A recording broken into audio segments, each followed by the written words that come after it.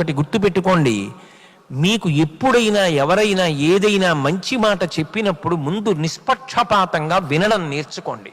ఒక పుస్తకం చదువుతున్నారనుకోండి, ఆ పుస్తక రచయిత పేరు చూసి ఈ పుస్తకం బాగుండదండి అనకండి. ఒక చలనచిత్రానికి ఎడుతున్నారనుకోండి, ఇది బాగుండదండి అనకండి.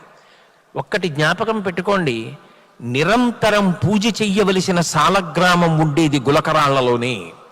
గులకరాళ్ళన్నీ వెతికితే సాలగ్రామం దొరుకుతుంది. పట్టుకోగలిగిన హృదయం మీకు ఉండాలి, కానీ ప్రతి దాంట్లోనూ ఒక మంచి విషయం కనపడుతుంది. ఏరుకోవడం మీకు రావాలి. పక్షపాత దృష్టితో అసలు ఒక వ్యక్తి వంక చూడగానే ఆయన అనీకండి. ప్రతి వారిలో మంచి ఉంటుంది. కొండంత మంచి ఉన్న చోట ఒక తృణమంత చెడు ఉందనుకోండి, దాన్ని ఎందుకు పట్టుకు రాపాడిస్తారు? అది వదిలిపెట్టండి.